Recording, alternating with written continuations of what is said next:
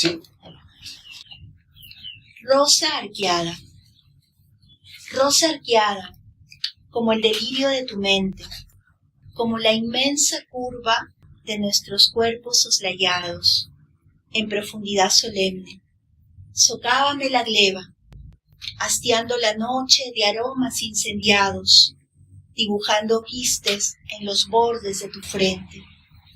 Rosa trepada por la sonoridad de tu aroma, encumbrando mi frente de oasis reflejados, apresando órganos clásicos a los cuerpos. La perla, mi amor, se ovaliza de acuerdo a la temperatura. La gaviota, glissant sous la canción.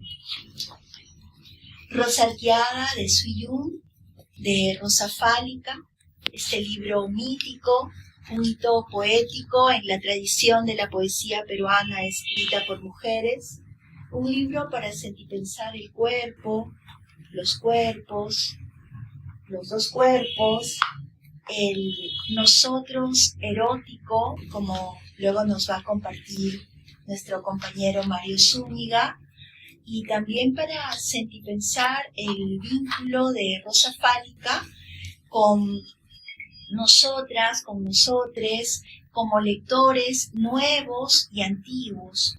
¿Cómo leer Rosa Fálica 43 años después? ¿Qué resonancia? ¿Qué horizontes se abren? ¿Qué muros derriba? ¿Qué vigencia tiene Rosa Fálica en el marco de una educación que parece que ha retrocedido en torno a los avances que tuvimos hace unos años en educación sexual, ¿no? Han habido una serie de luchas, aquí está Carmen John, de Manuela Ramos, han habido una serie de avances, de luchas, y en los últimos tiempos somos testigos de una avanzada conservadora, ¿no? Y la línea de Con mis hijos no te metas. Y este libro, que es un hito de la poesía erótica, ¿qué nos tiene que decir ahora a nuestra ciudadanía de siglo XXI, ¿no? ¿Qué nos tiene que decir en estos tiempos de equidad de género, pero también en estos tiempos de interculturalidad que han ganado un lugar en el discurso curricular, pero que muchas veces brillan por su ausencia en la vida del día a día, en la escuela, en la formación universitaria, en diversos espacios? ¿Cómo abrazamos Rosa Fálica ahora? ¿Cómo Rosa Fálica nos abraza?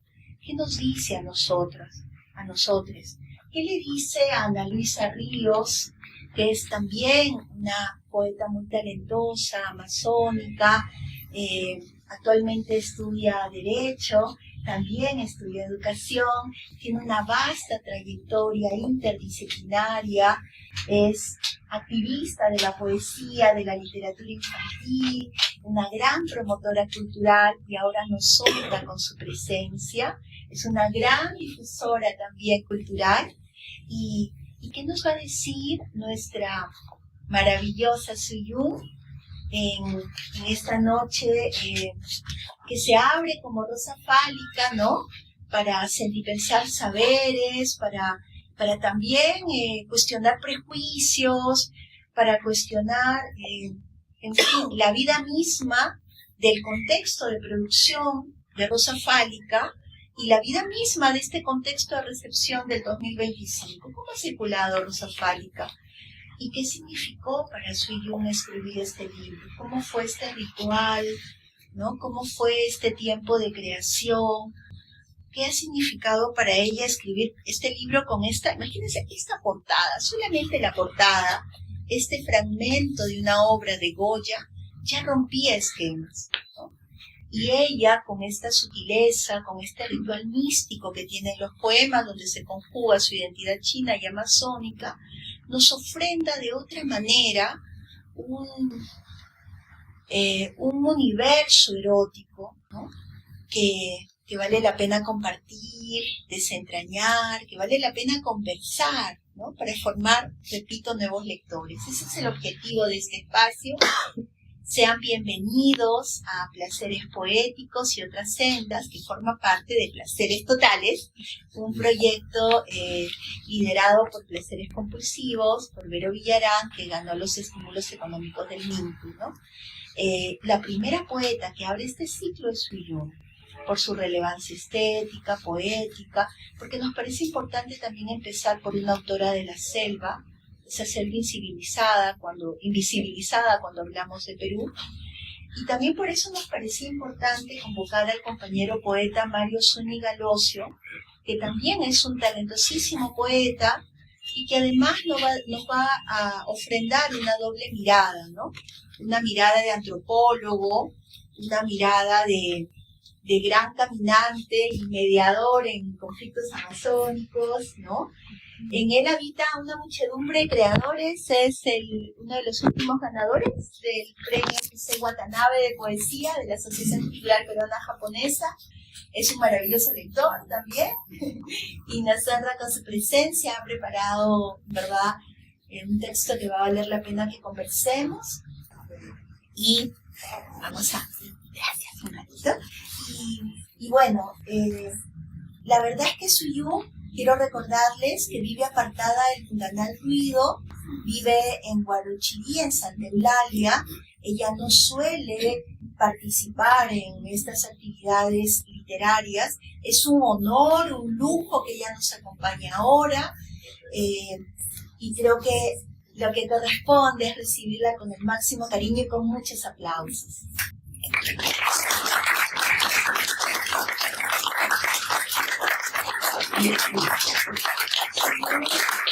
Destacada, ¿verdad? Es considerada como una de las 10 poetas más importantes del siglo XX según El Comercio, al lado de Victoria Santa Cruz, al lado de Magda Portal, al lado de Blanca Varela. Y sin embargo, muchas veces pueden ver que brilla por su ausencia en algunos congresos de escritoras, en algunos espacios hegemónicos. La poesía de Suiyún brilla radiante por su ausencia, pero no en Placeres Compulsivos. Es un acto estético y político empezar justamente con Suiyún. Ella nos va a contar más de su vida. Es también una gran andariega del mundo, una gran integradora de saberes y culturas. Y ayer, querida Suiyún, estuvimos aquí por Julia Wong, recordando a Julia Wong, gran poeta, también china peruana como tú, y también celebrando el Año Nuevo Chino.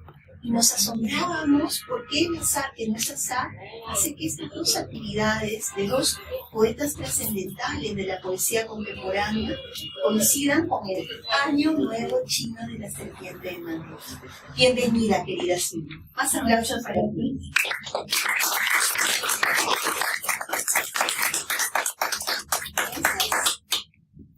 Dejo los dos libros a la mano para ustedes. Yo quisiera empezar contigo, Suiyún, diciéndonos de repente unas palabras de bienvenida a tu nuevo público. Acá vas a ver antiguos lectores. Tú tienes acá colegas de la Amazonía, que es tu editor Jaime Vázquez, tu amigo Marco Panduro, ¿no? Hay antiguos lectores, pero también mira que tienes nuevas lectoras, nuevos lectores. Sí, es cierto. Estoy emocionada y agradecida por la presencia de cada uno de ustedes. Y claro, como dice Leda, se trata de compartir, ¿no? Ahora, para mí esto es como un confesionario abierto. Fue más o menos mi idea para que pusieran eso en el flyer. Yo solamente estoy esperando las preguntas. Empecemos. ¿Mario? Sí. A ver. Ya, bueno, buenas noches a todas, a todos, a todos. Es un honor estar acá con Sui, ¿no? Una importantísima, inteligentísima y bella poeta, ¿no? Gracias, Leda, gracias también por dejarme compartir también con Anita, otra increíble poeta. Y bueno, yo no quiero alargar mucho, yo he preparado un texto porque si no me disperso un poco y voy a tratar de leerlo y ser lo más corto posible. Ahí están concentradas algunas preguntas, ¿no? Para ti, Sui, y eso. Sui. Ya. Dice, a ver, la lectura de Rosa Fálica ha sonado de diferentes modos en mí, pues he podido escuchar un fluir simbólico donde se abrazan cuerpos, ríos, tierra y la mar. Asimismo, me ha llevado por el inconsciente del sueño, anudando mitos y materialidades amazónicas, chinas y globales. Y como lo ha dicho Sui en muchas entrevistas, su poesía logró producir un efecto sinestésico donde sonoridades e imágenes eróticas se lanzan y prolongan en la palabra. Se le suma a este cúmulo de sentimientos y percepciones de lo escrito una sorpresa testimonial. En una entrevista, Sui cuenta que la escritura de Rosa, ¿no?, tiene una influencia fuerte de la traducción de Pez Soluble de Bretón. Además, ella misma se declara una poeta surrealista. En ese sentimiento y esta declaración, me permite contar un poco mi reflexión y con ello mi mirada poética y antropológica del poemario.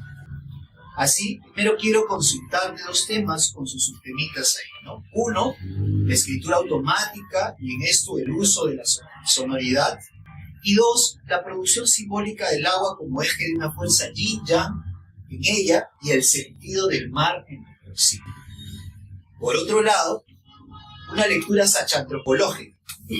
La escucha de Sui que me invita a preguntarme más sobre temas clásicos de mi ciencia antropológica. La construcción personal de la identidad amazónica, unida a experiencias y tradiciones múltiples. Y en la construcción de esta identidad y poética mestiza, cómo se dio el diálogo con otros saberes académicos, políticos y cotidianos de tu vida en aquel entonces. Este doble cuerpo de mi interés es un poco el modo como a mí me resuena la poética mayormente. Y la de Sui creo que ayuda a que esos dos cuerpos de conocimientos, tal vez solitarios, devengan en el cuerpo de unos otros poéticos, parafraseando a ella y a otros antropólogos. Quiero leer un poema muy bello, que resuena muy fuerte también sobre este tema, que lo enlazo con lo dicho por Campos Iván. Se llaman Los dos cuerpos. Los dos cuerpos solitarios y el nuestro. Como un hallazgo en la noche de bodas, bajo el amaranto sombrío y altivo, gozo y plenitud de la luna. Hallándonos en reposo, las manos se aprietan, gozo, corpiños, aplausos. El remanso del loto se devela, aún así cantan las cigarras. Acá podemos ver esta unidad, ¿no?, importante entre dos cuerpos solitarios. Yo le he dado la figura de conocimientos. Dicho esto, para poder avanzar con mis preguntas, me guiaré por el poema que ya lo ha leído Leda, ¿no?, y vamos a poder profundizar un poco en ese poema de la Rosa Arqueada. Dice, primero, yo quisiera saber, como lo he dicho al inicio, ¿no?, si hiciste uso de la escritura automática en tu poesía, ¿no?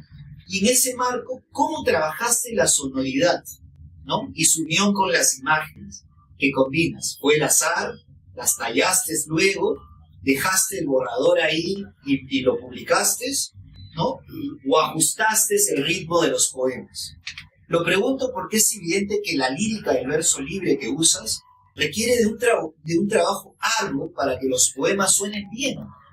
Y quien lee tu poesía escucha esa musicalidad, ¿no?, una musicalidad que no parece al azar, sino intencionada para que podamos fluir en ella. Rimas internas, uso de párrafos fluidos en ciertos poemas, en otros contención, que hace que parece escuchar una sonoridad directa y fuerte del poema, en otros recursos fonológicos y figurativos interesantes. Sonoridad que además puedes vincularla al sentido del poema que estamos leyendo y que van con la idea de fluidez o fuerza, de encuentro, desencuentro, ritmo íntimo, constante e increscente. Quiero mostrar en este poema de Rosa Arqueada cómo se esconde también esto. Dice, ¿no? Rosa arqueada como el dedillo de tu mente y con la inmensa curva de nuestros cuerpos soslayados. En profundidad solemne, mente solemne, soclávame la gleba, hastiando la noche de aromas incendiados, soslayados incendiados, ¿no? Dibujando quistes en los bordes de tu frente, al ritmo del viento, ¿no? De tu aroma, ¿no? Y termina, ¿no? Reflejados otra vez, vuelves al ritmo de soslayados, incendiados, reflejados. Hay, ¿no? Al final, al parecer, que has querido poner una rítmica, ¿no? Una rítmica al inicio, una rítmica al segundo, y que confluyen al final, ¿no? No sé si eso es intencional o ha sido... ¿Puedo responder? Claro que sí, claro. Bueno, A ver. eso de un ritmo interno es muy cierto, pero quizás no es consciente como en un sentido académico, sino el ritmo de mis versos llevan el ritmo de mi sangre. Y creo que por esa profundidad y esa liazón de mi ritmo interno con el ritmo de mi sangre es lo que lo vuelve, ¿cómo se puede decir? Es lo que lo vuelve, no, es lo que lo vuelve, que no se puede evaporar, que no se puede esconder, que no se puede diluir. Es un casamiento y es un entrelazado entre lo que mi sangre respira junto con mis experiencias. Entonces, y por ello, no se puede deshacer. Es sencillamente eso. O sea, yo no he seguido ninguna escuela, ni tampoco tengo doctorado en literatura. He tenido sí clases de literatura brillantes con Michael McClure, que es el profesor, ha sido mi profesor, él era poeta beatnik, pero él nunca nos daba una clase académica. Nos daba espasmos o vivencias de váyanse a gozar de los bosques, de los ríos. Era una vivencia picnic. Y yo por eso me entendí estupendamente bien con Michael McClure. Yo sé que él esperaba que nuestro entendimiento dé más fruto, ¿no? Y creo que no se equivocó. También mi primer profesor de escritura creativa, de Creative Writing, en el Colegio Roosevelt, cuando yo tenía 17 años, no sé si era coincidencia, no creo. El profesor Brian Corwin, que era irlandés neto, era irlandés contratado por el Colegio Roosevelt, tenía una clase tras otra sobre Creative Writing, que es escritura creativa. Y sus ejercicios, realmente yo quisiera volverlos a tomar. Eran algo insospechable para un alumno. Pero justamente lo insospechable es lo que te trae la inspiración. Porque si tú vas a saber que en tal esquina vas a hacer tal cosa, no te trae ninguna inspiración. Es lo que es más insospechable en la vida lo que te llena de inspiración. Y eso lo digo después de 50 años de escribir, ¿no? Creo que algo de cierto habrá. Entonces, los ejercicios de Brian Corwin, el profesor de Creative Writing, nos daba ejercicios de hacer excursiones y realmente lo insospechable, lo insospechado, lo que no te imaginabas, pero pudiera ser un milésimo de segundo donde te entró la inspiración. Y ese milésimo de segundo es que no se debe de desaprovechar para nada. Si es que realmente quieres aprender a agarrar el lápiz y el papel, ¿no? Entonces, como les digo, las clases de ese profesor yo las volvería a tomar, pero ya Brian Corwin no creo que esté con nosotros. Yo tenía 17 años en aquel entonces, o por cumplir 17, pero él, al final de cumplir un cuaderno de ejercicios, no porque él me los había pedido,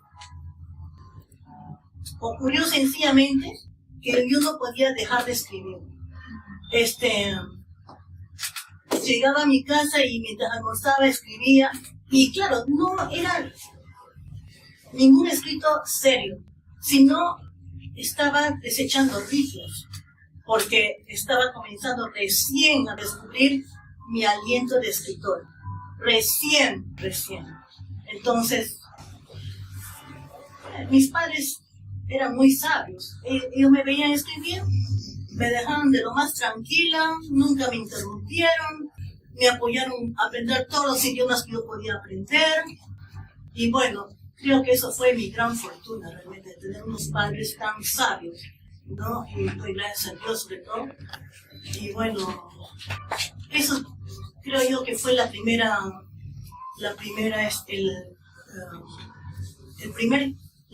parte de lo que es escribir para mí. Después de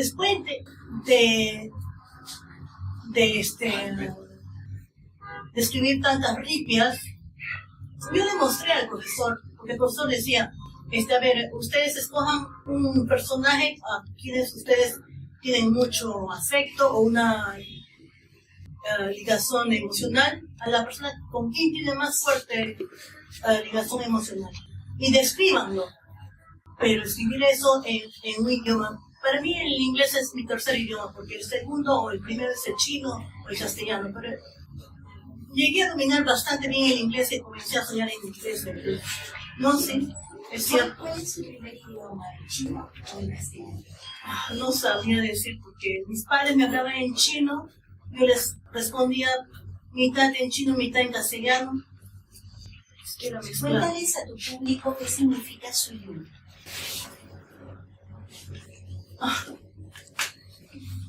¿Realmente eso es relevante? Te pregunto, quizás sí, quizás no. Bueno, para empezar,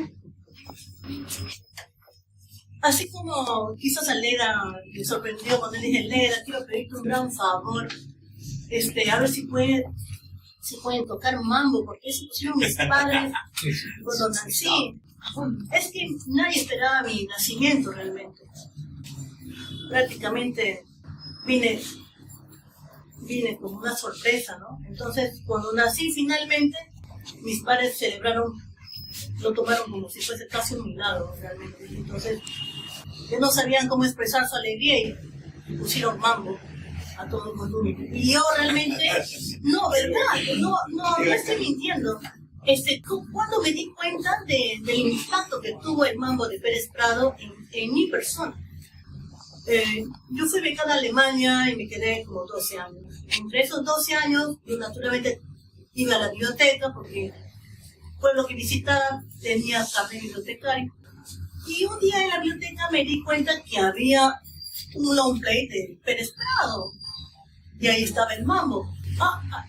Yo no podía creer. ¿No? ¿Qué cosa tenía en mi mano yo? El long play de Pérez Prado. Igual, como en ese tiempo no habían tantos CD, ¿no? Me lo saqué a mi casa y lo puse en record player, en tocadisco.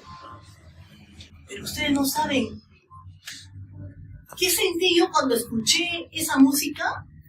Sentí que serpientes y dragones viajaban por todo mi cuerpo. Era demasiada emoción, demasiado. ¿Por qué? Porque marcaba un momento de mi nacimiento y la celebración de mis padres. Entonces ahí me di cuenta de lo trascendental que era ese ritmo de Pérez Prado, ¿no? Y por eso le pedí eso a Leda. Y gracias también a Pedro Villarán, que tuvo la idea de cómo reproducir esa música, ¿no? Entonces, yo creo que las cosas de la vida en realidad siempre tienen un porqué. Y cuando tienen un verdadero porqué, o sea que no es así como una mera casualidad, siempre se repite porque el destino te indica, no, esto es tu punto, ¿no? Esto es tu punto, esto es tu responsabilidad de desarrollar tal tema, tal actividad, tal don con que ha sido dotado. Entonces, pues hay que darle nomás, hay que... creo que he respondido tu pregunta del ritmo. Bastante. Bien. Bastante bien. A ver, Anita, nos gustaría escucharte y también que dialogues con las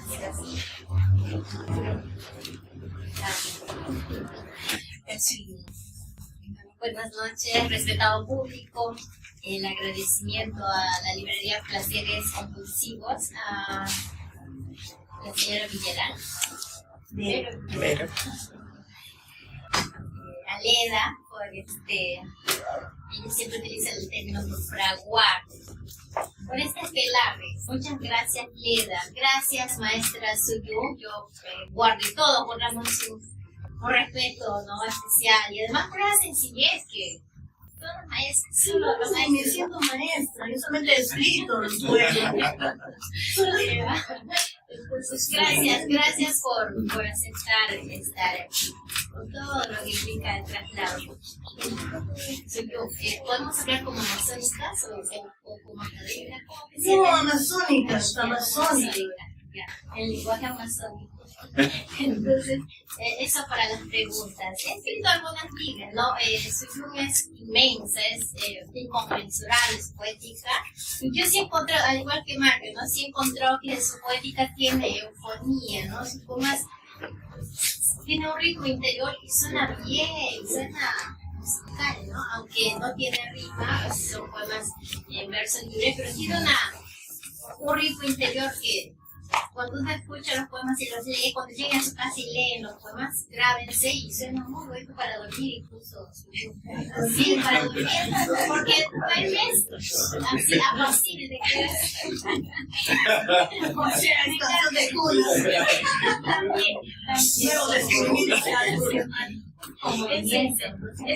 Entonces, ahora sí, más preguntas. Tenía algunos apuntes, ¿no? Encontré que hay en cuanto a su poética, es una poesía por momentos potente y sensorial también. Encontré esa antítesis, ¿no?, entre dulzura, ternura y por momentos visceral también. Intenso, ¿no? Es intensa, como la poeta. Hay esa combinación entre ternura y por momentos brutalidad, ¿no? Y esos contrastes entre lo etéreo y lo carnal. Entonces, por ejemplo, frase o versos como los siguientes, ¿no? He aullado como una perra desvanecida. O también los pezones abiertos de tanto mamar el ocaso. Entonces, muestran esta aproximación directa y sin censura al cuerpo, ¿no? Estas emociones en cuanto a la vivencia humana. Así también encuentran esta influencia entre lo órfico y lo místico, ¿no?, relacionado tal vez a las espiritualidades las cuales Suyun comparte, ¿no? El uso de símbolos cósmicos como la luna, el sol, la serpiente, la rosa ígnea, ¿no?, sugieren justamente esta inspiración en tradiciones míticas y en ese simbolismo, no sé si será esotérico, ¿no? Entonces, eso refuerza ese tono místico, ¿no?, que busca trascender. Sí es místico, sí tiene místico. Busca trascender esa experiencia terrenal y conectar con lo universal. Lo mismo que te decía también, encuentro esa fragmentación, pero a la vez este ritmo libre, no exento de eufonía, de ese ritmo interior, ¿no?, que suena muy bonito su poema cuando lo probamos. Entonces, el poemario y los versos rompen con estructuras métricas tradicionales, ¿no?, en versos libres, que imitan un flujo de conciencia emocional, ¿no?, que permite a la vez transmitir este desbordamiento emocional y a veces pareciera incontrolable, ¿no?, este lenguaje erótico y transgresor que también caracteriza al poemario. Entrelaza este erotismo, pero también llama la atención cierto dolor, ¿no?, por momentos un dolor, explorando estos límites entre el deseo y esta angustia, ¿no? Imágenes como, por ejemplo, tus patas húmedas arando mi membrana, o tolera holocausto entre orlas frescas, justamente reflejan esta aproximación transgresora al cuerpo y la sexualidad. con justamente un trasfondo crítico hacia las normas de género y los roles tradicionales. Entonces quería preguntar, soy yo, 43 años Después, ¿cómo ha sido recibida la poética de Suyo hace 43 años, considerando que todavía eran temas tabú en ese entonces? ¿Cómo asumiste hablar del tema del deseo cuando creo que hasta ahora hablar del deseo todavía resulta transgresor, ¿no? Porque hay un deseo subversivo que se rebela contra el orden, contra el patriarcado, y hay un deseo... Sí, hay un deseo... No explico por qué. Porque hay un deseo que es funcional, por ejemplo. Hay un deseo comercial. Es un deseo comercial bienvenido. Pero con ese deseo es... comercial. Claro, hay un deseo comercial que lo explota muy bien, por ejemplo, la industria, ¿no? La pornografía. Lo explota muy bien. Pero en Rosa Fálica no estamos hablando de eso, ¿no? Es un deseo subversivo muy íntimo. Entonces, por eso te preguntaba, a 43 años antes, ¿cómo se ha recibido este tipo de poética? No me interesó cómo iba a ser recibido, yo escribía lo que sentía, la verdad. Y creo que mi formación en Roosevelt tuvo mucho que ver, porque ahí nadie pensaba en que la experiencia humana a nivel sexual o íntimo era algo, como quien decir, pecado o algo así. Nadie tenía ese concepto. Yo creo que esa formación tuvo bastante que ver conmigo, ¿no? O sea, no pensábamos en esa latitud o en esa dimensión o con ese parámetro, para nada. Para mí era muy importante ser muy fiel a describir mis sensaciones y sentimientos, a ser muy precisa. Y para eso, encontrar una expresión o una palabra precisa que debería de ir en ese verso, bueno, a veces sí me demoraba 3 días, ¿no? Y no salía de casa, de mi departamento, no salía. Así estaría con mucha hambre, no salía a comprar en el mercado. Porque para mí era más importante encontrar esa expresión que le daría, como quien decir, el color, como que le diera la nota, ¿no? La nota especial. No podía ser cualquier palabra, ni siquiera aproximadamente, porque cuando uno escribe poesía o hace arte, no hay aproximados. O es justamente en el punto, o no hay nada mejor. Pero así, cansado. Bueno, esa es mi manera de pensar. Sí, yo me he pasado 3 días, de acuerdo, revisando los sinónimos, antónimos. A veces no encontraba ni el mejor diccionario de biológico, y tampoco no salía para no quebrar esa búsqueda interna, ¿no? Entonces, por ejemplo, hay una palabra que no creo que está en ninguno de mis poemarios, pues está en otro poemario inédito que se llama Malva, y lo he dejado en España y ya no sé qué será de ese poemario. Yo usé la palabra, habré tenido yo, ¿cuántos años? 23, 24 años. La palabra mujer. Mujer para mí, no sé si existe en el diccionario, pero mujer era para mí algo,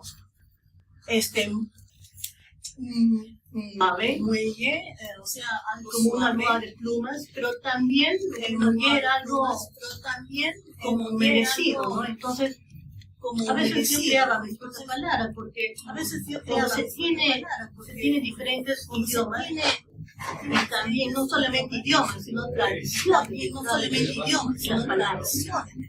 Tú puedes crear,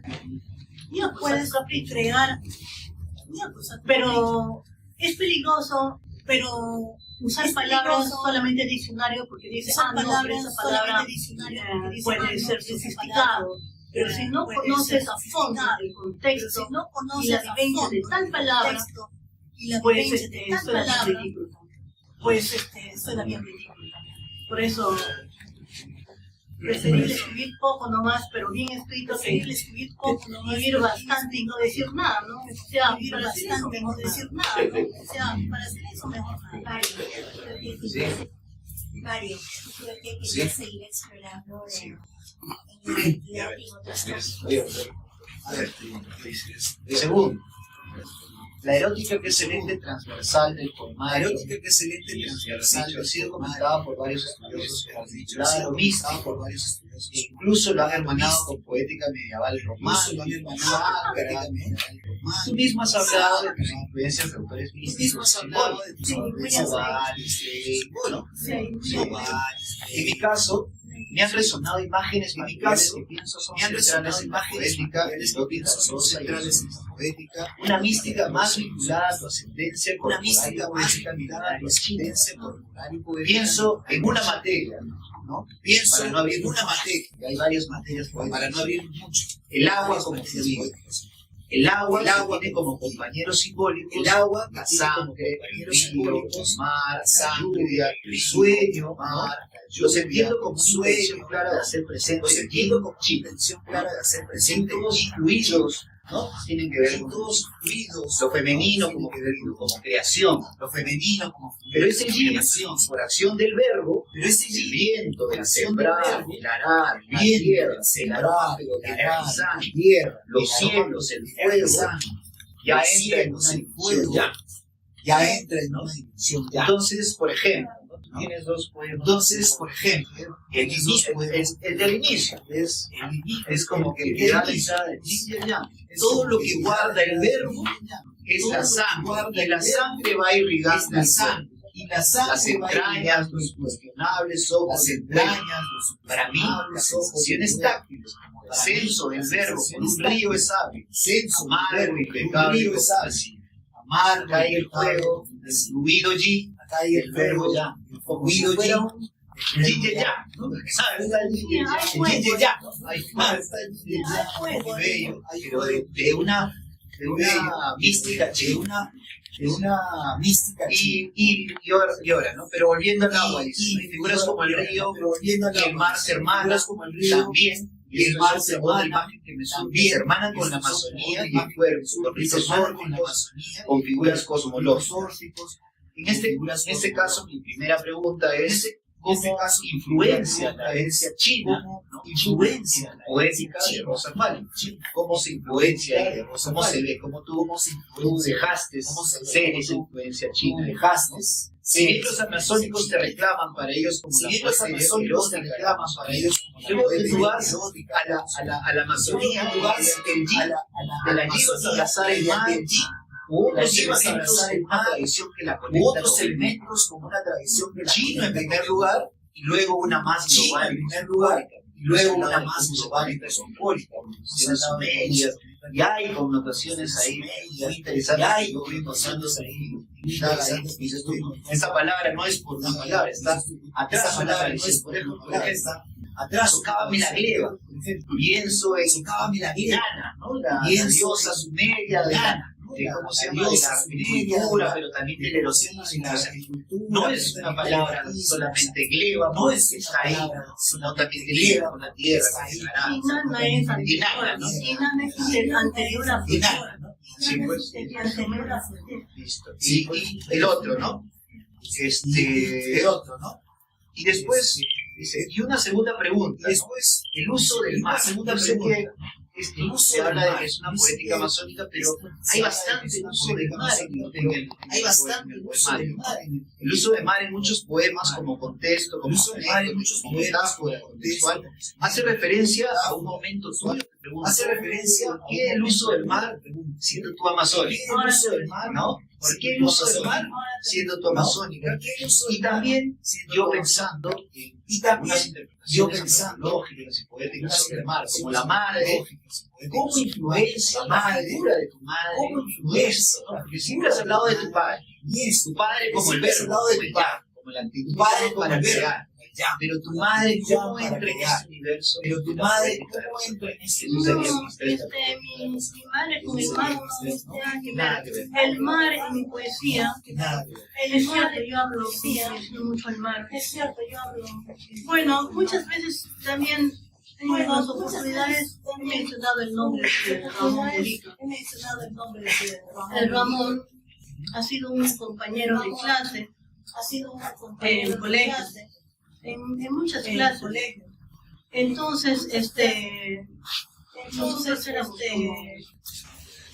éramos como unos aliados, pero unos aliados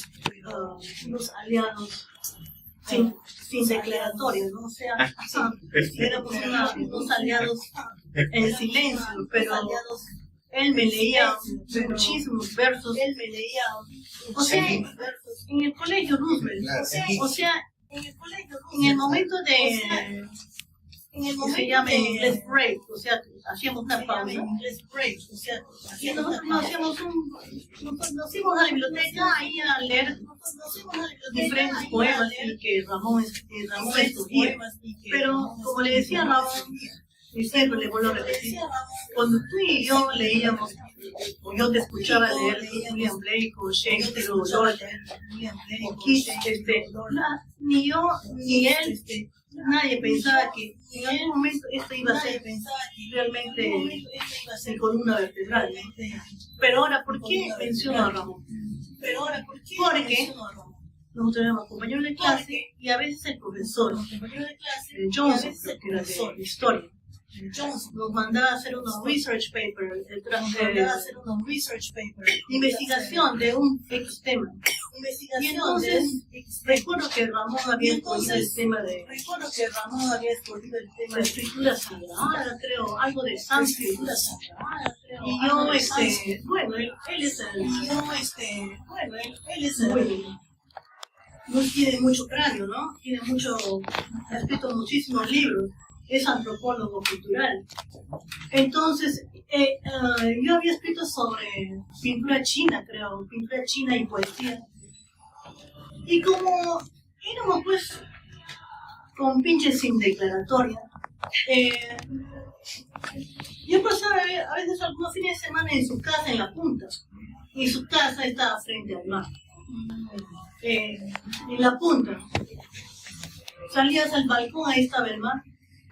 Y bueno, sí, eran años eran años formativos para mí, porque mis padres, si bien cierto pusieron mambo, no me leían poesía, pero ellos respetaban mucho lo que era mi tendencia a escribir, ¿no?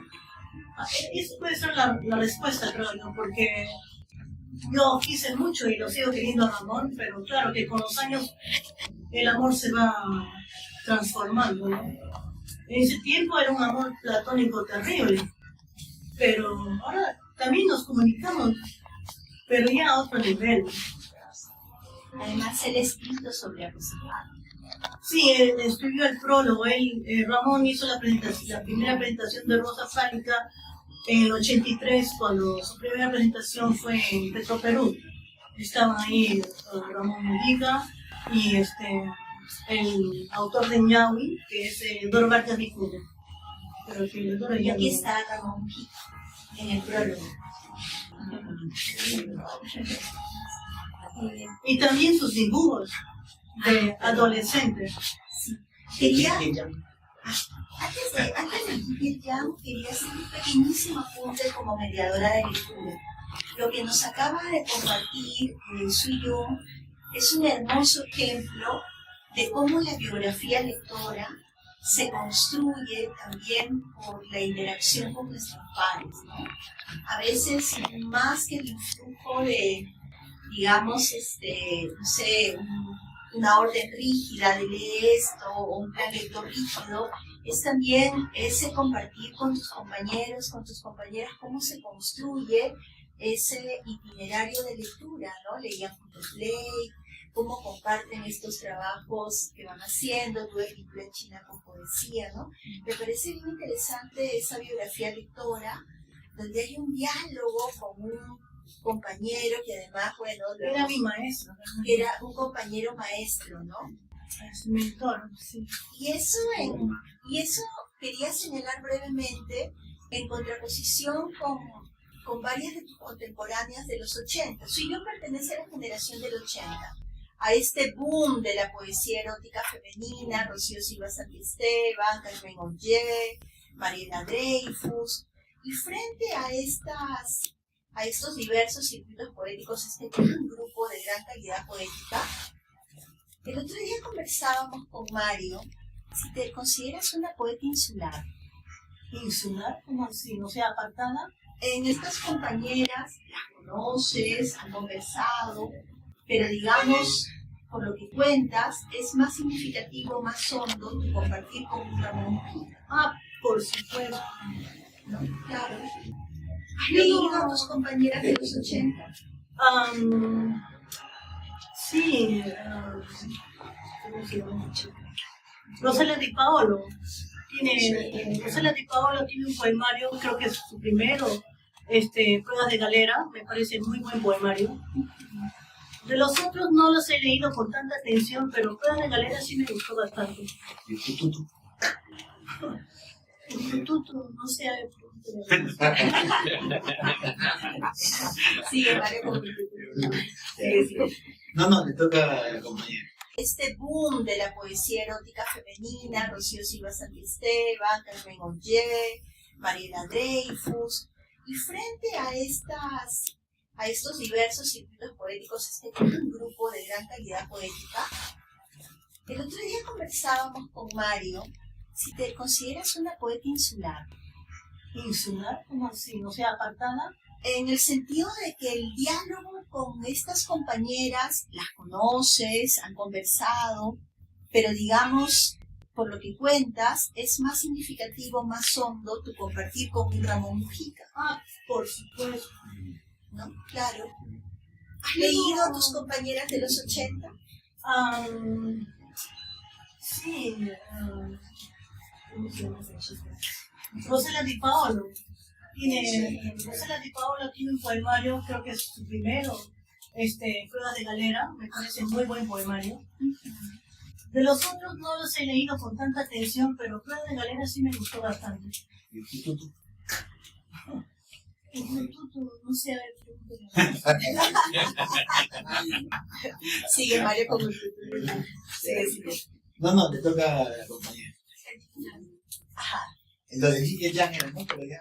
¿pero qué cosa quieres que te diga? No. Sí, influencia Yin y Yang. No, es que allí ya está inherente, ya en mi sangre, ¿qué puedo hacer? Listo. Yo soy china, entonces Sale, ¿no? sale nomás. Hay que darle forma, claro. Pero sí, está ahí. La compañera. Intensa no. ¿Cómo?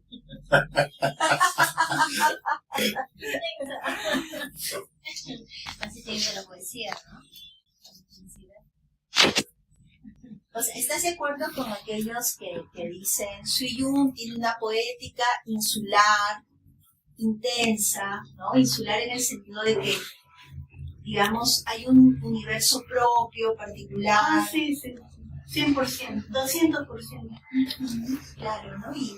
Y digamos, a veces nos leemos entre poetas, ¿no? Nos recomendamos, salimos. Ya, claro. Y bueno, recuerdo que Julia Albón y yo fuimos a visitarte en Santa Sí, Eulalia, claro, recuerdo. pero digamos, no has tenido ese vínculo frecuente, has estado más en tus itinerarios en Alemania, en Europa, en Estados Unidos. No solamente eso, creo que ella tenía una rutina diferente a mí, ¿no? Y yo puedo pensar o creer que ¿quién no se habrá ido a Irlanda a tomar algún creative writing course? Sí. ¿No se ha ido a Irlanda a tomar un curso de escritura creativa? Yo pienso que sí, pero no, a mí no me dijo nada, pero yo pienso que sí, por el hecho de que sus últimos poemarios tienen otra envergadura. Por eso digo, pienso, pero nunca le he preguntado. ¿Fuiste gran amiga de Enriqueta Beleván?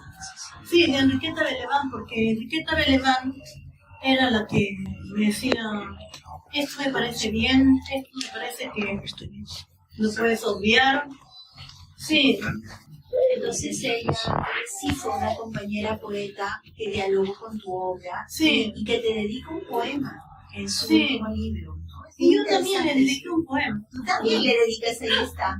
Esa relación nutricia a mí me interesa porque ahora ustedes saben de que hay varias betas para trabajar lo literario y hay una beta que se llama la teoría de los afectos.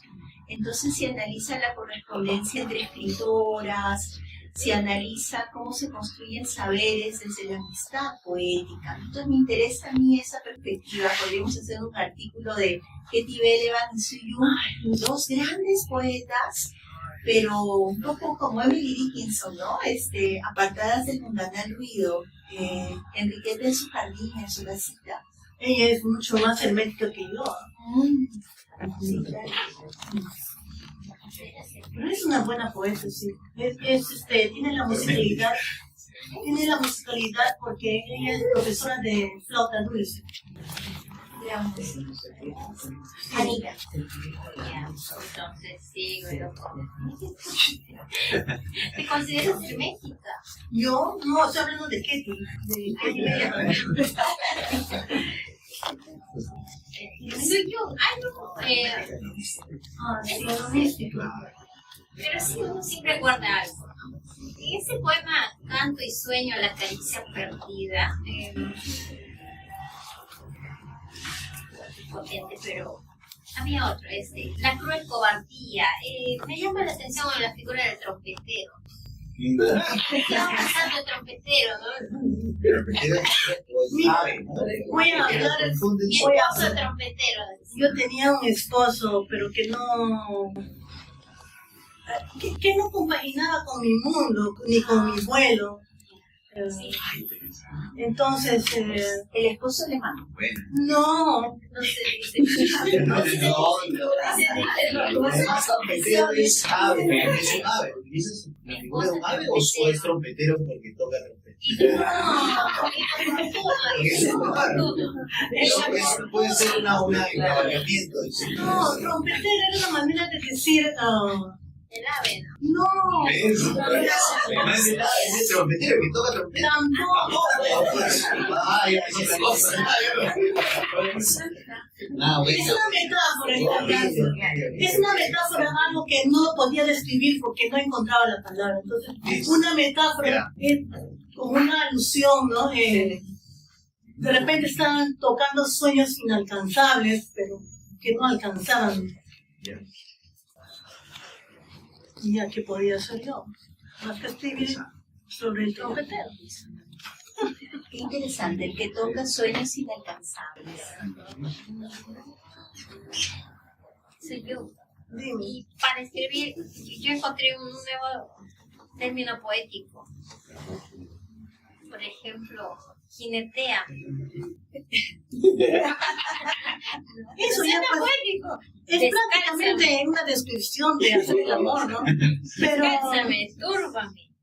eso pues, yo tenía, cuando escribí eso, tenía 26 años. ¿Te imaginas? Ni siquiera tenía dosis de aguaje.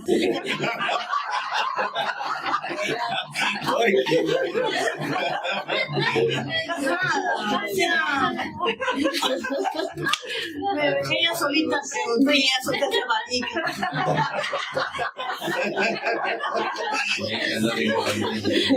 Algo que a mí me maravilla es, perdón mi intervención, Rosa Alquiada también es una metáfora del acto amatorio. Claro. Y mientras que tus compañeras poetas contemporáneas generacionales poetizan de una manera confesional, digamos, lenguaje coloquial, directo, tú haces un ritual místico del acto armatorio, del orgasmo, o sea, lo tocas todo, pero transmutándolo, como dice Mario en esta ruta, sensorial, sinestésica, pero lo dices todo y más, pero con una sutileza, a mí me maravilla, ¿no? O sea, como por ejemplo la Rosa que habla, ¿no? Tantas horas como sus compañeros, no. Pero sí es cierto que también Virginia Woolf habló sabiamente de que las mujeres creadoras necesitamos un cuarto propio. O sea, un espacio, unas condiciones económicas para crear. ¿Cuáles son esas condiciones de creación que necesitan? No importa dónde sea. En primer lugar es, bueno, me estás contando a mí, yo te voy a contarte en mi caso. En primer lugar, y acá está mi compañero, es sentirse amada. O sea, sentirse amada sin ninguna duda, ¿no? O sea, si yo dudaría quizás una hora o menos de que mi compañero no me es fiel, ahí se derrumba mi mundo. ¿Sí? Porque es como, ¿cómo te puedo decir? Quizás sonará un poco exagerado, pero un ser humano creo que vive para tener un eco, ¿no? Un eco. Y el eco en este caso para mí es mi compañero. Ahora, no en todos los aspectos, naturalmente, mi compañero necesariamente tiene que tener el eco de todo mi mundo, mis actividades, porque tenemos diversos mundos, que es lógico, pero ¿cómo? Sí, porque yo no tengo mis pies en la tierra, pero Román sí tiene sus pies en la tierra. Yo no soy muy buena en matemáticas, pero Román, él puede estar durmiendo, pero hazle una pregunta, te responde. O sea, sí, lo que yo no tengo, él sí tiene. Y después hay otra cosa, yo no soy tan positiva como él, o sea, yo a veces puedo dudar o darle muchas vueltas a asuntos, pero él siempre insiste, no, positiva, y así me tiene, ¿no? Hay que ser positiva. Entonces, yo pues, no sé, como digo, hay una complementación, ¿no? Y esto es, a mí también me ha hecho pensar mucho, ¿no? Que el mundo de él es muy diferente al mío, pero me ha admirado su capacidad de salir adelante a pesar de todos los, ¿cómo te puedo decir? De no tener todas las facilidades que yo he tenido, porque he sido niña, adolescente, él ha sufrido mucho, pero tener esa capacidad de salir adelante y ser un maestro que realmente todo el mundo lo busca en Caraballo. O sea, por algo debe ser, ¿no? Entonces creo que esa tenacidad, esa búsqueda de perfección, yo pienso que eso es un punto admirable, ¿no? Y si me busco otro soñador como yo, nos lleva el remolino de la Amazonas. ¿Podrías estar con un hombre celoso? No. Por eso me separé de mi primer matrimonio, porque era demasiado celoso. Si íbamos a un vernissage de pintura, en ese tiempo había diferentes galerías de exposición de pintura en Miraflores, ¿no? Por la cuadra 8, en Forum, no sé qué más, yo no me acuerdo. Y yo era justamente entrevistadora de artistas plásticos para la revista Plaza Mayor, una muy buena revista que lamentablemente ya ha dejado de existir. ¿Cómo se llama? No, ya no existe ya. Su jefe, el jefe de Plaza Mayor también ya no vive, pero fue un gran jefe mío. Y bueno, yo hacía las entrevistas a artistas plásticos, más que nada a pintores. He entrevistado a ¿cómo se llama? Gerardo Chávez, por ejemplo, a Giles Rally, de la técnica griega. y otros también, Alika Mutal, ¿cómo se llama? La esposa de Silvio Mutal, que era escritora. A Silo también lo entrevisté. Antes de Silo era Adolfo Winter, dice el padre de la Escuela de Artes en la PUC, ¿no? Y fue una linda etapa de tratar de auscultar el mundo interior de los artistas plásticos. Me encantó, porque estudié historia del arte en la universidad. Entonces, claro, también. Todo se refleja. Entonces, pues. Pero era muy celoso. Muy celoso. Mi esposo era muy celoso. Y entonces, pero yo no es celoso. A ver, pregúntale a Román si no soy celoso. Por el tema que ellos que se cae, no, yo soy celosa si es que veo algo pues que hay que poner atención, ¿no? Pero si no, pues ahora no tengo razón para eso, y no creo que tendré. Yo quería comentar un detalle. El nuevo compañero de Suyún es paisano mío, paisano acayino. Entonces, ¿cómo es ese diálogo con el mundo antiguo? Es una pregunta difícil, Román. A ver, ¿cómo dialoga una amazónica china con el mundo antiguo? A ver, nosotros cuando empezamos nuestra relación, como nuestros mundos son diferentes, y Román no es nada tonto tampoco. Él sabe qué canciones me gustan, entonces después de la cena él ponía todo lo que a mí me gusta. Y si es posible lo cantaba, porque le gusta mucho el canto. Entonces, por ese lado, y a Dios gracias nunca me ha puesto guaynito. No me gusta el guaynito, no va a acompañar mi... No, yo he crecido con mambo, con cumbia, con samba, pero no con... Es una cuestión cultural, como le digo, ¿no? Él sabe eso. Pero creo que ya lo respondió antes, ¿no? Valorando su laboriosidad, es muy laboriosa. Perfeccionista también. ¿Y tú a qué te refieres? O sea, el diálogo de mundo de un ancashino con una amazónica. ¿Cómo refieres? No, y además, o sea, colocaba el detalle, pero para hacer una pregunta más profunda, ¿no? De país. O sea, nosotros sabemos que este país es un país clasista, racista, machista, y si bien es cierto, tú reconoces tus privilegios sociales, pero es una amazónica, reside en Iquitos, padres de Iquitos comerciantes, que no, mis padres no son chiquitos, no, son chinos, disculpa. Pero lo que voy es que tú naces en Iquitos y tienes este privilegio social de venir a Lima al mejor colegio Roosevelt, tienes esta educación privilegiada. Entonces yo quería preguntarte cómo tú sentiste, más allá de que sabemos que tú has estado en un ambiente muy especial, cosmopolita realmente.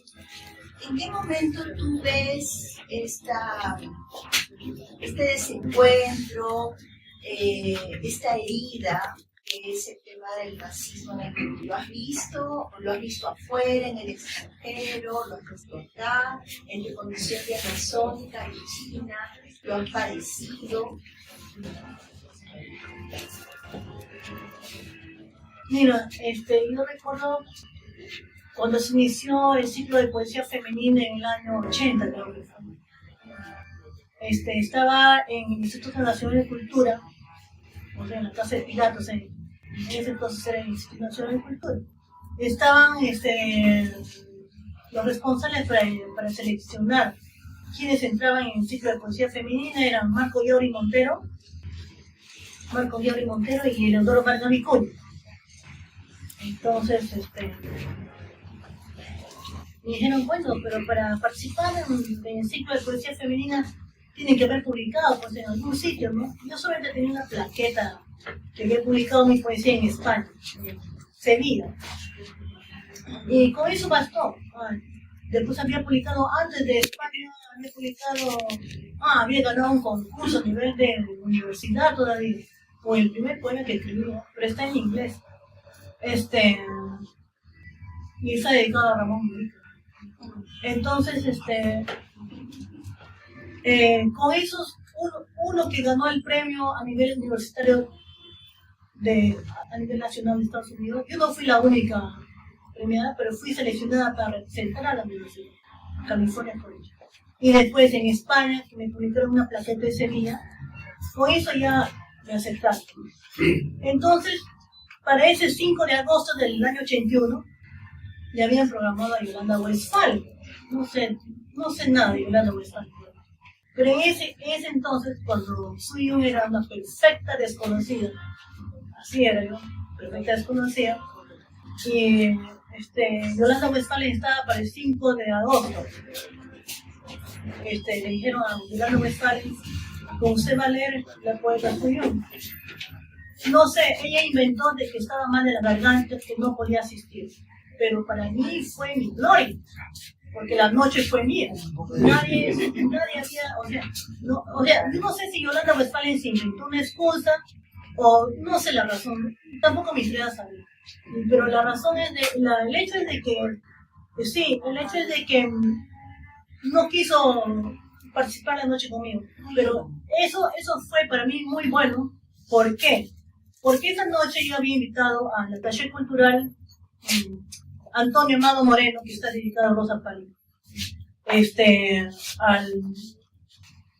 a la lectura. Bueno, y el señor se enamoró de mí. Y el estar enamorado, o sea, tener de un admirador que es attaché cultural de la Embajada de España, fuese como fuese, me abrieron muchas puertas. No que conseguí un viaje a España, porque yo había estado en España, pero sí, a nivel institucional, sí me abrieron muchas puertas. Y a él está dedicado. Es bien interesante porque yo te hago esta pregunta sobre el racismo en los cuales se está preguntando. Cierro la pregunta. Me gustaría invitar al público que por ahí nos comparta alguna inquietud, algún comentario, alguna invitación para que ustedes adquieran la primera edición de Rosa Fálica, directamente de la autora, pero también Placeres Compulsivos hoy día va a vender la segunda edición del mítico libro Rosa Fálica, en esta edición del libro Rosadito, que es acá, con un precio especial, así que aprovechen. Mientras Anita alista sus últimas preguntas, yo quería invitar a ustedes si tienen algún comentario. ¿Me acuerdo? Sí. ¿Perdón? Claro, se habla que eres amazónica, pero en un momento cuando viviste en Quito, o sea, viviste en Quito. Hasta los 14 años viví en Quito sin o sea, no, viví en Quito desde que nací hasta los 14 años. ¿Y cómo fue tu relación con Quito? O sea, ¿de dónde te viene toda esa inspiración de la poesía? Mira, esto fue lo que estás preguntando, lo respondí cuando Marx me pidió datos biográficos. Mi padre era un comerciante muy conocido, muy respetado en Quito, porque sabía manejar su negocio y era el único importador de seda china. Manejaba muy bien su negocio. Entonces, también era el único chino que manejaba muy bien el castellano, porque los otros chinos venían a pedirle a mi padre que le escriban tal carta con tal tema, de tal cuestión, ¿no? Entonces, en el año 68-69 vino el último embajador de China nacionalista, que se llamaba David Liu. Y se fue a Iquitos y le invitó a mi padre para que sea cónsul honorario de la China nacionalista. Pero mi padre no aceptó. Según él, porque como tenía diabetes no podía estar tomando los cócteles, no sé qué. tengo otra versión de mi hermano que dice, no, lo que pasa es que mi papá era muy celoso de nuestra madre. Total, yo como era niña, no sé, ¿no? Pero entonces te digo esto porque cuando yo salía a caminar por las calles de Iquitos, siempre las personas le saludaban a mi padre. Y yo me sentía pues una princesita al lado de mi padre. Yo tenía 11, 12 años, recuerdo. Y él salía pues también a locales, no me acuerdo el nombre, pero que estaban por de la Sargento Flores más abajo, cerca del Hotel Palace, había ahí unas tiendas de importación, o si no a Toledano, que eran judíos, que antes nos arrendaba la tienda. Y así mis padres tenían sus pocas amistades bien selectas. Y también había muchos no, pero por lo menos 6 consulados, belgas, brasileños, ingleses, que a mi padre nomás le nombraron consulado honorífico, ¿no? Pero él no quiso asumir, y realmente me parece que no hizo bien mi padre, ¿no?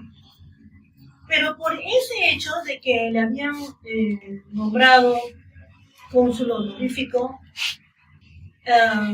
como le digo, es el último embajador de China, nacionalista David Liu, que vino a Siquir a saber cómo estaba la comunidad china en Quito, ¿no? Y se dio una cena, yo me acuerdo, tenía 12 años, se dio una cena, y ahí fue mi oportunidad, y que gracias a Dios no la perdí, que la hija del embajador, que era Wendy Liu, me recomendó para entrar a Roosevelt, porque para entrar a Roosevelt es muy, muy difícil. O sea, no es solamente la cuestión financiera, sino una recomendación a nivel de embajada. Entonces, por eso es que eso es la historia real. Sí. Solamente para pensar después de Rosa Fálica, ¿no? Y tal vez para invitar también a más lecturas. Tienes otros libros con nombres increíbles, ¿no? Por ejemplo, El Animal, ¿no? Con El Misterio de un Ángel, ¿no?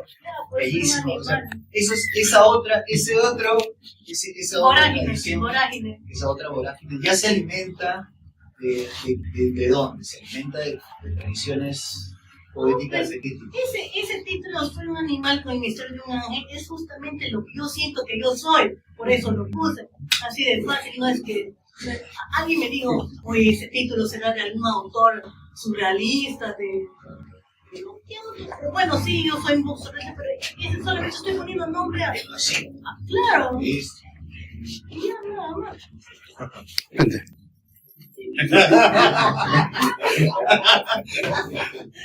Directa, no más cerca. Soy yo. Con respecto al tema de las identidades que tanto le preocupa a Mario, que se complementan, ¿no? No he encontrado crisis de identidad, más bien crisis de identidad. No encontré crisis de identidad, más bien complementarias estas identidades, pero sí, el hecho de ser amazónica en algún momento no habrá sentido ese estigma que había antes. Ay, para nada. Para nada, ¿no? No le hubiese escrito ese bello poema, ¿cómo se llama? Como pez en posición fetal. Soñando con un pez en posición fetal. Yo tengo escritura automática, pero la mayoría de mi poesía está escrito de un tirón. Pero hay trabajo, o sea, hay trabajo de la escritura. El trabajo, Ana Luisa, Sí, cierto. el trabajo, ¿sabes dónde es? Es diario, el trabajo es diario, que no puedes ver, por ejemplo, yo no tengo televisión, porque no me quiero contaminar. Yo no te leo cualquier cosa, no me quiero contaminar. No te escucho cualquier música, no me quiero contaminar. Entonces, ser selectiva, saber discernir. Y entonces, ¿yo qué estigma voy a tener? O sea, al contrario, Yo quisiera hablar brasileño. No se refiere a que tú lo tengas. Me parece que Anita se refiere, y a lo que se puede detallar más, ¿cuál es el esquema social de la mujer amazónica? Había antes, ¿no? Pero ahora ya... A ver, o sea, como que, eres amazónica, eres Sí, Pues, alguien que viene con eso conmigo, le comienzo a hablar en francés, en inglés, en italiano. Y lo pillas. Así lo pillas. No, sí, a mí me pasó eso en Alemania, en los trenes, a veces yo viajaba sola, y los yugoslavos, o sea, gente de, o sea, ¿cómo se llama? Europeos, pero del este, ¿no? Venían así con actitud medio, un poco prepotentes, ¿no? Y yo les paraba rápido, nomás cuando les hablaba sobre los estudios, se quedaron calladitos. Sí, es bien. Quería animar al compañero Marco Antonio quiere hacer preguntas. Una breve acotación, Jung, breve, si me permites. ¿Cómo? No, ¿me escuchas? No, perdón. Ok, no, muy breve nomás, para hacer una pequeña ligación con lo que están comentando. Pregunta nomás. Voilà. Entonces, la idea es,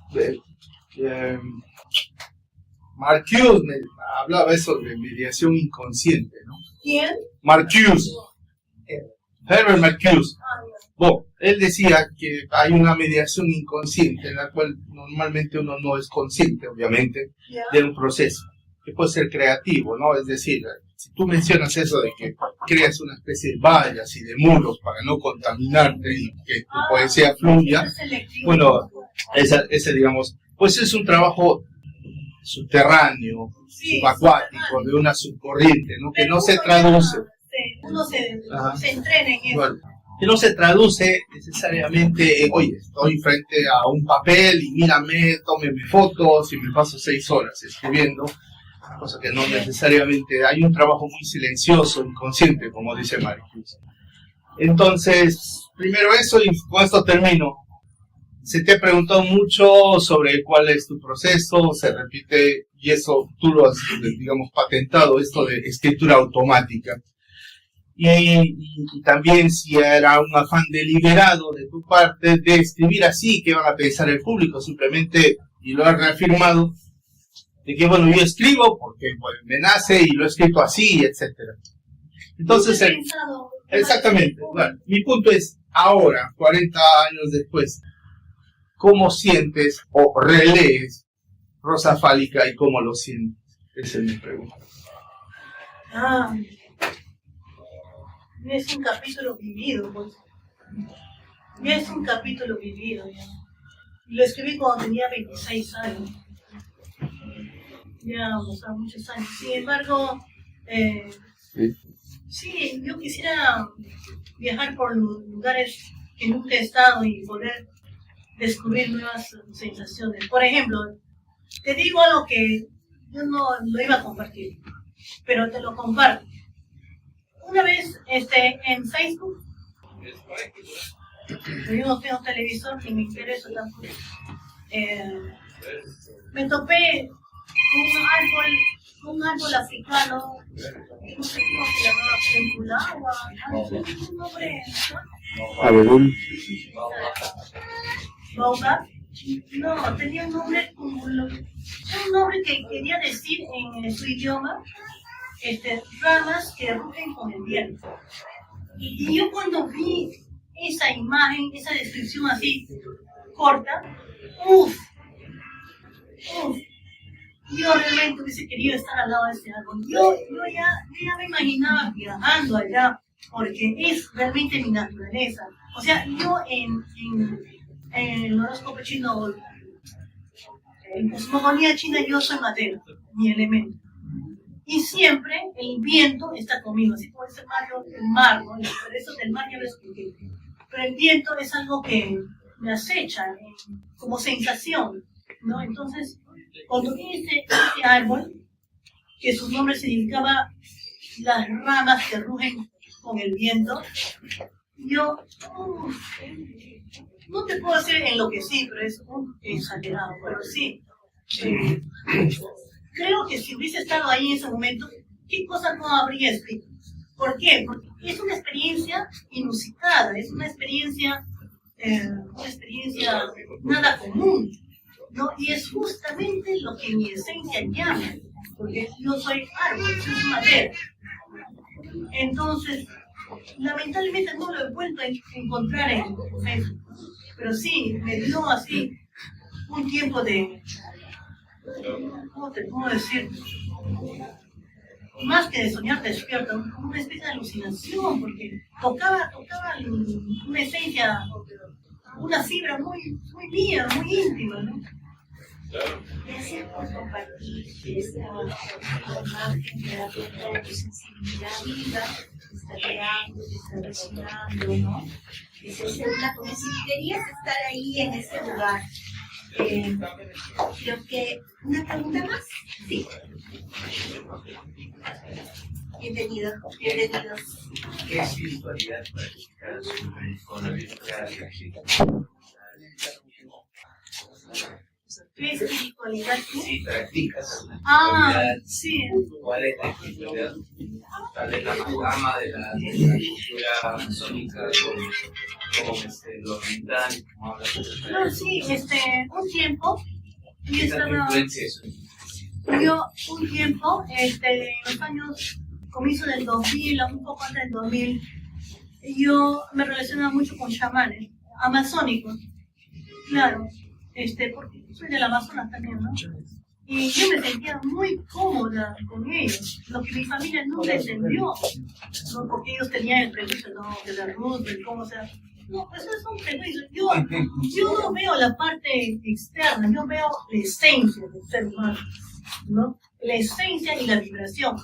Eso es lo que más me interesa. Pues, la apariencia de un carnaval se puede disfrazar, es irrelevante para mí.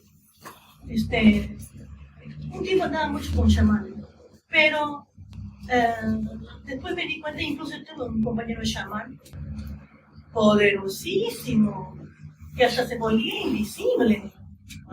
¿No? Sí. Sí, claro. No, pero no he sido mozo. No, mi compañero era Alberto Vázquez, pero ya no vive. Pero era poderosísimo. Pero todo tiene, así como Bruce Lee era poderoso, ¿no? O sea, era maestro en su arte. Sí, el Alberto Vázquez era un maestro también muy poderoso, pero ese es lo peligroso, no, era Shapiro. Cuando uno sobresale demasiado y hace opacar a los demás, ahí nace la envidia y entre 5 otros chamanes lo mataron a Alberto. Sí, lo mataron, o sea, pero no de un momento a otro, fue gradual, pero él, que era un maestro tan poderoso, no podía salvarlo. Y ahí es donde que yo dije, por acá no es, no, entonces, sí, no. Yo decía, claro, uno quiere a veces sentir que tiene su propio poder, su propia potencia. Pero cuando reflexioné sobre ese caso de ser un maestro tan poderoso y que le dieron 5 otros chamanes que ni él mismo se podía salvar, ahí un poco lentamente me di la vuelta y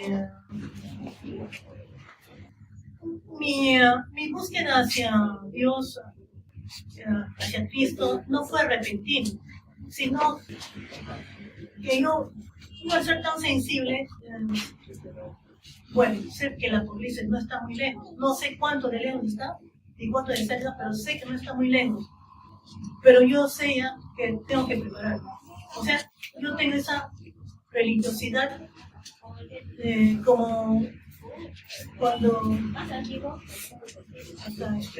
Jaime Vázquez me invitó a Iquitos para que me condecorara mi hija predilecta de la provincia de Maynas.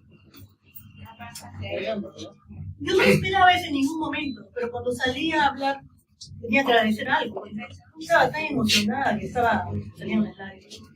Y yo, ¿qué cosa dije? Quiero agradecer al cosmos, al Padre Eterno, al Padre Sin Fronteras. O sea, lo mío es cósmico, pero sí creo en un Padre Eterno. Y eso sí, para mí no me cabe ni la menor duda. Y yo escribo en mi Facebook que yo, o sea, a mí me duele lo que hizo Lady Gaga, que blasfemó a Cristo, no sé, en sus castigos. Y como Dios le castigó, se cayó 3 veces en diferentes presentaciones de su, ¿cómo se llama? De su escenario. Entonces, yo sí, me aferro, por ejemplo, al Arcángel San Miguel, porque sé que él batalla contra lo maligno, y me aferro tremendamente. Tanto es así que yo tengo una canción al Arcángel San Miguel, que nadie me la enseñó, es lo que me nace de mi corazón. Entonces, eso es, como te puedo decir, es una búsqueda sobre la verdad universal, ¿no? No es que yo esté en Buda o en tal cosa, pero con la divinidad de Dios. O sea, para mí es la totalidad. ¿Me explico, no? Terminamos con la totalidad, pero me gustaría que antes cierren. Sí.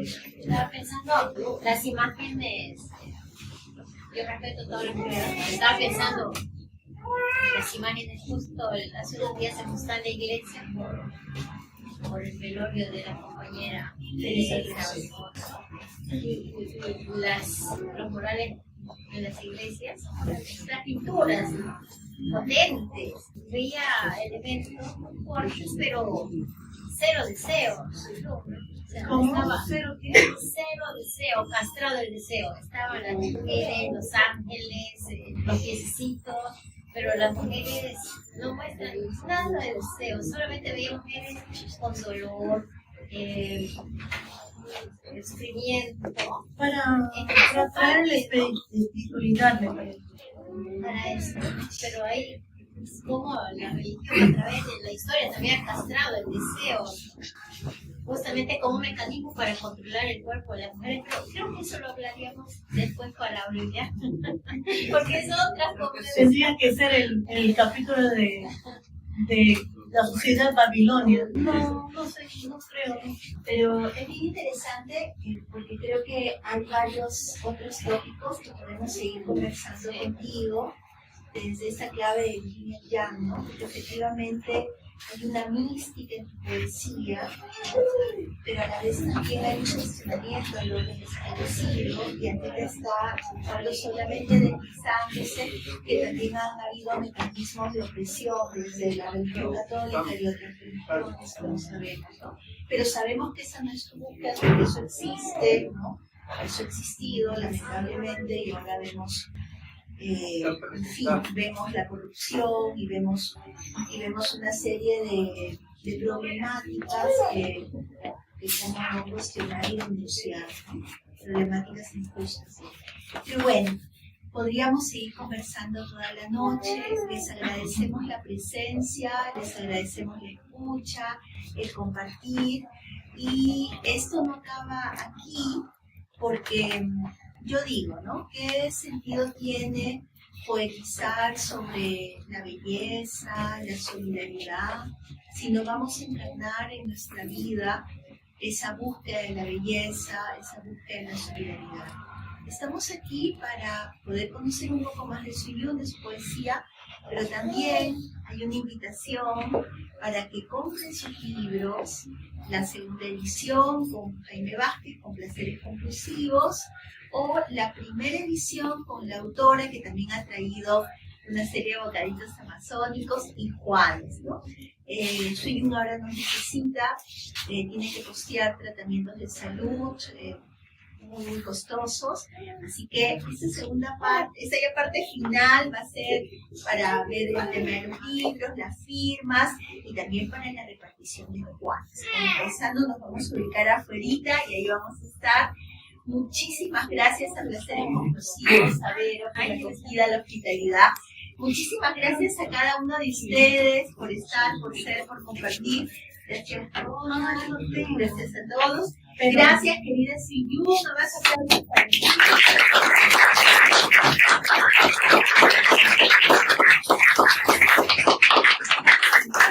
Gracias a Marisa Ríos y a Mario Zuma.